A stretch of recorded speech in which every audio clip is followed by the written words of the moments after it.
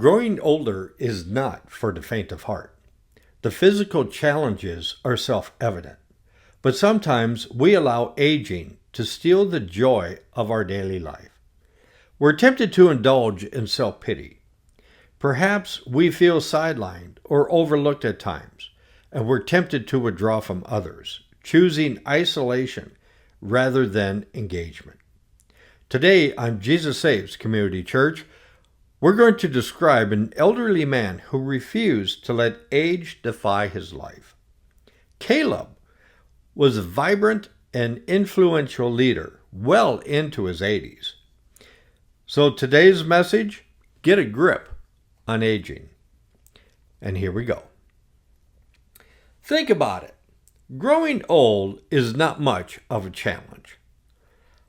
All you really have to do is keep on breathing. You don't have to think about exercise or read or take a course or travel around the world or even to get out of your own house for that matter. Just simply exist. It'll happen automatically. Trust me. We'll grow old with zero effect. Growing up, however, is another matter. Growing up is an uphill climb. We have to give it all we got to begin with. We can't let our attitude have its way. If we do, we'll get negative and crotchety. Also, our sense of humor will be squeezed out of us. Between the vice jaws of bad news and opinionated views, we'll find all kinds of people our age who have opted for a granite face that reflects suspicion, discouragement, monotony, resentment, and fear of risk. So let's not go there. There's a wonderful, albeit brief biography of a man in the Old Testament who aged well. His story is in the book of Joshua, chapter 14, and it's in verses 6 through 14. This is a brief story of Caleb, who is the perfect example of my message today.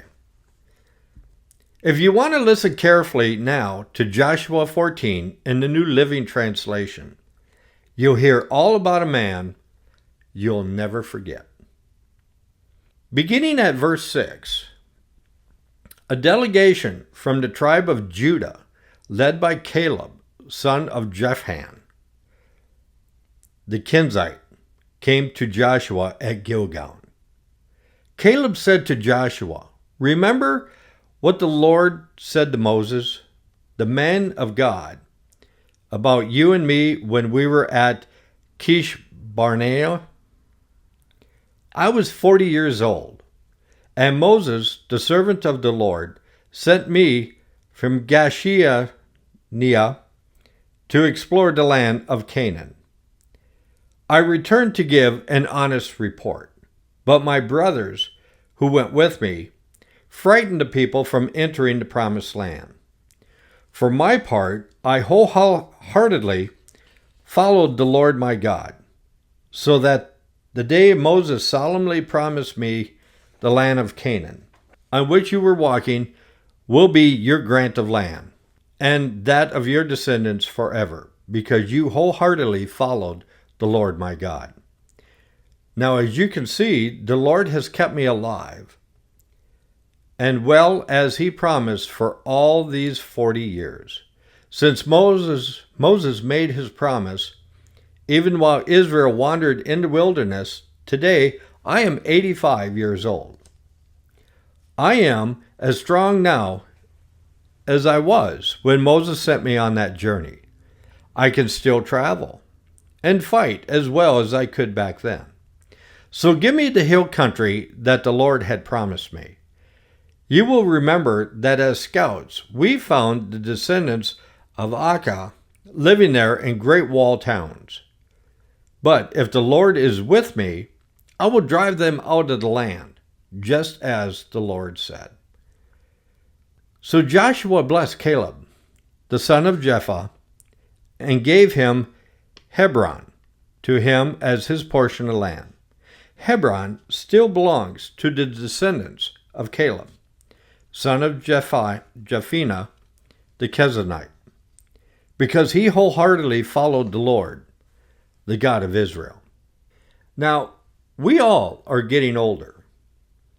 Today I reached that epical moment in my life that in 127 months I will reach 70. Now, when I say it, I just want to lay down and take a nap because it sounds like it is so old. But I looked at myself in the double width mirror that we have in our home this morning, and I realized I'm really not the same man that I was 10, 15, 20 years ago. It's just a matter of fact. I have discovered when you get too old for pimples, you go right into wrinkles. That's sort of what follows. You know you're getting older when most of your dreams are reruns. And I'm experiencing that more and more these days. And the airline attendant offers you coffee, tea, or milk of magnesia. That's another way you know that you're getting older. Someone once wrote, "You know you're getting older when you sit in a rocking chair and you cannot get it started." Or you read The Total Woman and you get sleepy. Everything hurts, and what does not hurt does not work. My favorite one is when you watch a pretty girl go by and your pacemaker makes the garage door go up. Usually, we are our worst critics when it comes to age. Now, children don't mind that we get older. In fact, they seem to prefer it. Especially, this is true if you're a grandparent. Children are very defensive about their grandparents. And the fact that grandparents get older, well, that just makes it better. There's a little article written by a third grader, and this was a school assignment. And the article, or the assignment, was called, "What is a Grandmother?" And this third grader writes, "A grandmother is a lady who has no children of her own. She likes other people's little boys and girls. A grandfather is a man's grandmother. Grandfathers go for walks with boys and they talk about fishing and stuff like that. But grandmothers don't have to do anything except be there. They're old, so they shouldn't play hard or run around. It's enough, though, if they drive us to the market where the pretend horse is and have lots of quarters ready. Or if they take us for walks, they slow down and look at pretty things like leaves and caterpillars. They never say, 'Hurry up.' Usually, grandmothers are fat, but not too fat to tie our shoes. They wear funny glasses and funny underwear. They can take their teeth and gums out. Grandmothers don't have to be smart. They only have to answer questions like, 'Why isn't God married?' And the other question is, 'How comes dogs chase cats?' Grandmothers don't talk baby talk like little sisters because it's hard to understand them. When they read to us, they don't skip pages either. And they don't mind if it's the same story over and over again. Everybody should try to have a grandmother, especially if you don't have television, because they are the only grown-ups who have time for us. But on the other hand, there are people who don't view age with that kind of supportive feeling. Even those who have retired don't always look upon it with delight. One man expressed his feelings about retirement in a little 4-line poem, which goes like this. I get up each morning, dust off my wits, pick up the paper and read the obits. If my name is missing, I know I'm not dead, so I eat a good breakfast and I go back to bed. I must confess, these days, that schedule sounds fantastic to me, honestly. And yet, as I talk to and I listen to, as I spend time with some of our older friends, I pick up another attitude. In fact, I was thinking about it this week, about 3 or 4 common attitudes that I hear from those who are getting older and who feel that it's catching up with them. Especially those who are getting older and life seems to be dealing them a very poor hand. The first attitude that I discover is the attitude of uselessness. Oh, I'm just in the way, or I'm over the hill. Sometimes this comes from people who are very resourceful in their younger years, but now they feel like it's a study of futility because they have a lot of answers, but no one is asking for their opinion. An attitude of uselessness. This often accompanies the attitude of guilt, which says, I blew it. If only I had a second time I could go around. I would raise my family differently. I would treat my mate differently. Or I would have a different kind of job. Or if I could only do it again. A lot of guilt in that statement. Like this, across the fields of yesterday, he sometimes comes to me, a little lad just back from play, the boy I used to be. He smiles at me so wistfully when once he's crept within it. It is as though he hoped to see the man I might have been. Guilt writes that kind of stuff. Oh, if only I could have. If only it might have been. If only. This terrible, demoralizing feeling about oneself and age simply increases that guilt. There's a third kind of attitude. It's self-pity. Perhaps the most pitiful of the 4 is this one. The feeling nobody cares, so why should I? Nobody cares when I hurt, and nobody cares where I live. Nobody cares if I live or die. It just kind of washes between blame and bitterness. And on top of it all is the attitude of fear. Fear about economics. Fear about my home. Fear about my fading health. Fear about my children, who doesn't come around that much anymore. Fear about losing those very special, supportive friends that meant so much to me. And even among some of the older friends, fear of losing their mate through divorce and, of course, death. Now, when you couple all this with the impatience of the youth and the hotshot young executive who's climbing to the top, regardless of the older people around him or around her, the person who is getting up in years begins to believe the lie, I am not really important. I'm really not valuable. And therefore, I would choose not to be humiliated in front of a group. So don't talk to me about assimilation. Just leave me alone. Let me live my isolated life.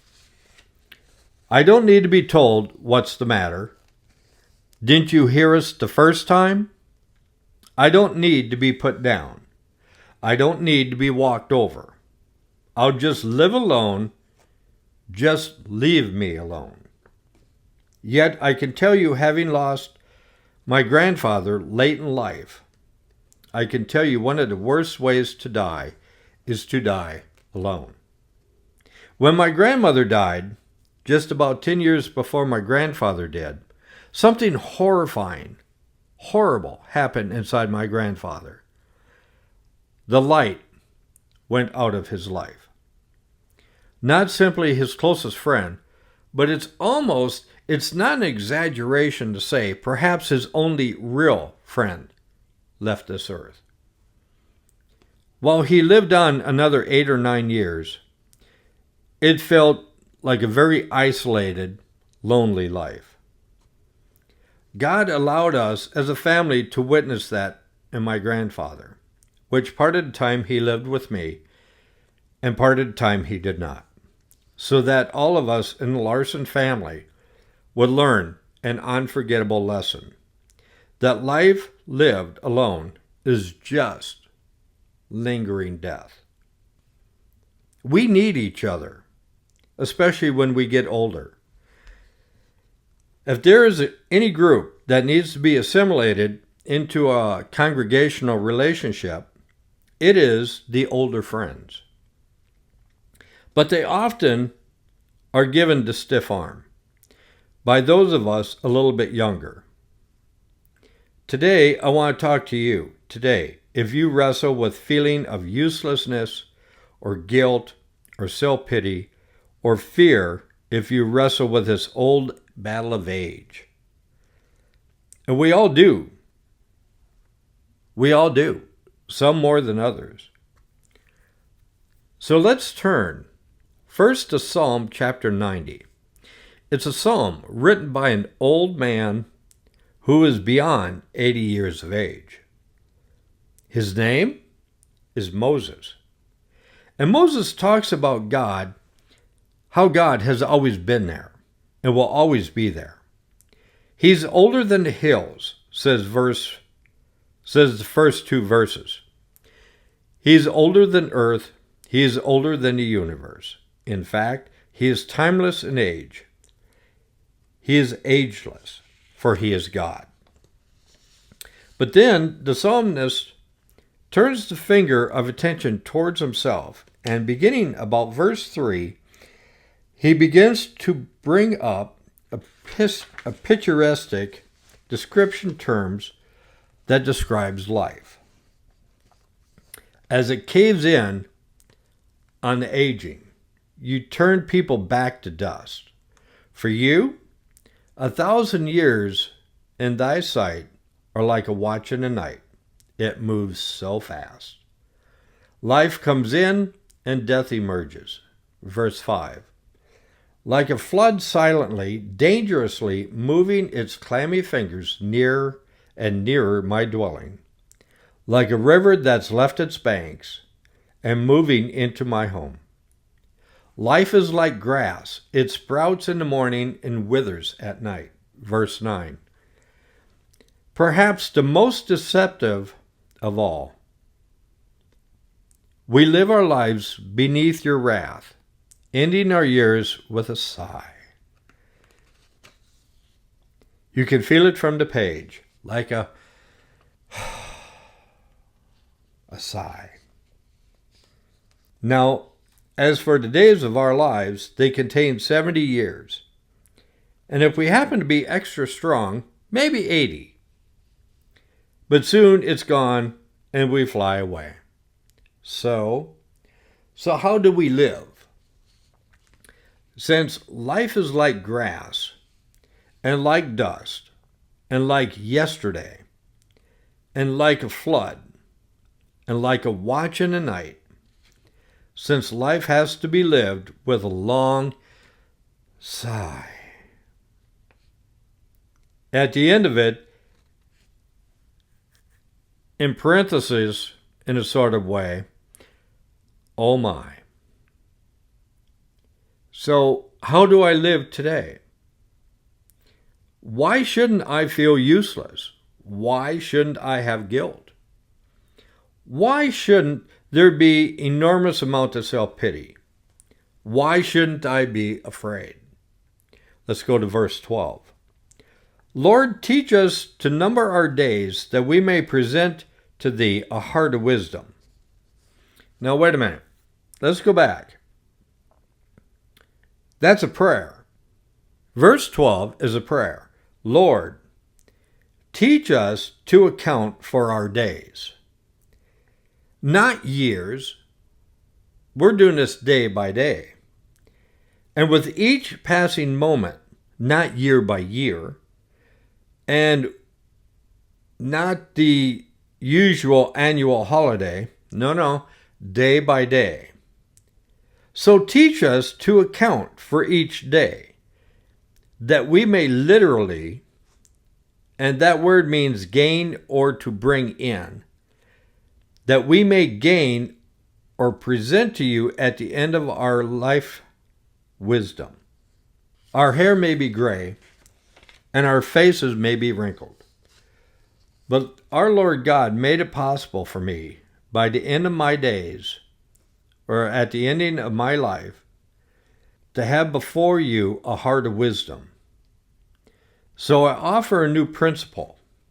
Not new, it's as old as the psalmist. Since every day is a gift from God, I live each one enthusiastically for Him. Now there's a principle to live by. I live each day enthusiastically for the Lord. Since every day is a gift from God, I live each one enthusiastically for Him. Not for my circumstances, because they may become grim. Not for myself, because that inevitably caves in on me.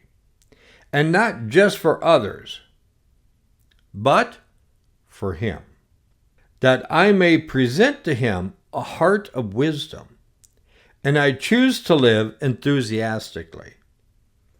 I choose the attitude of enthusiasm, rather than just a long, empty. Now I hear some of you answering, that's terribly, terribly optimistic, Pastor Eric. You're sounding more and more like an idealist again. And you're also saying, if you only knew my circumstance, you wouldn't give me that kind of stuff. Now, wait a minute. Hold on just a minute. This isn't my stuff that I'm presenting to you. This is God's stuff. And we hear it all too little of it in our humanistic society. These views, strictly from the horizontal plane, God comes in like a beam of light across the sky. And He lands right on this passage and says, I want to shed some light on your life, that you may not hear from other source. You live each day unto me. You adopt an attitude that honors me. And I will give you in return some enthusiasm like you can't ever believe. I can assure you this truth. That is an idea formed in verse 12. It modeled for us in the life of Caleb over in Joshua chapter 14. Let's go back to Joshua chapter 14. Over in the Old Testament, we have a man who lived out the truth of that principle. And I want to tell you that if you're reaching some of these beautiful sunset years, some of those colorful twilight days in your life, you're still modeled for us. So you're still in the rat race of life. A lifestyle and a wisdom that is needed. If nobody else has told you lately, hear me today. We need you. God could do whatever He pleases with your life. And He sovereignly chooses to give you breath, and your lungs, and your heartbeat in your chest. He sovereignly graces this place with your presence. It comes from Him as a gift to us. You really have not got the right to live it under yourself, as Caleb didn't.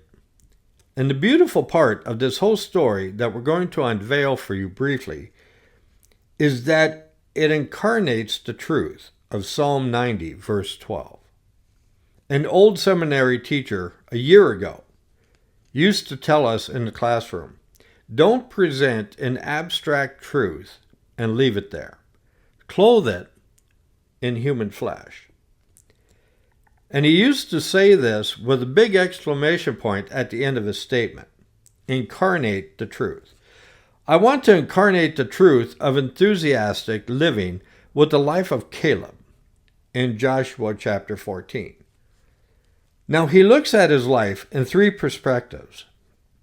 All of us can, and all of us often do. His early years, verses 6 through 9, his middle years, verses 10 and 11, and the final years, verses 12, 13, and 14. Look at the early years in verse 6. The son of Judah drew near to Joseph in Gilgal. Now let me stop here to fill you in on where we are.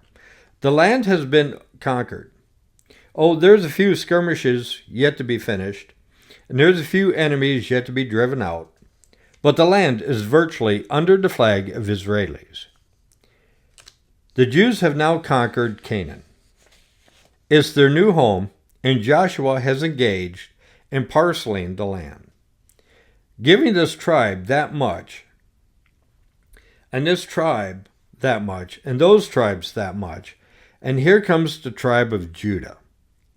And emerging from the ranks is an old man, 85 years young, whose name is Caleb.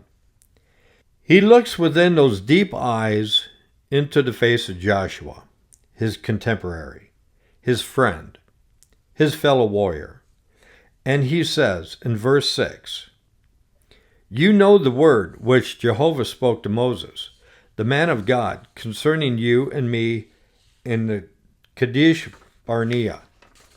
Now, let's wait a minute right there. We've got to stop right here and think back 45 years. When they were just coming to the edge of Canaan, and they sent those spies into the land, Caleb says, "Joshua, remember back when Jehovah spoke to us when we were among the band of 12 spies. Remember that?" Well, do you remember that Moses, the leader, in verse 9, swore on that day, "The land of which your foot has trodden, it shall be an inheritance to you and your children forever." Remember that? I think he was thinking wistfully about how life once was. Part 2 will be next week.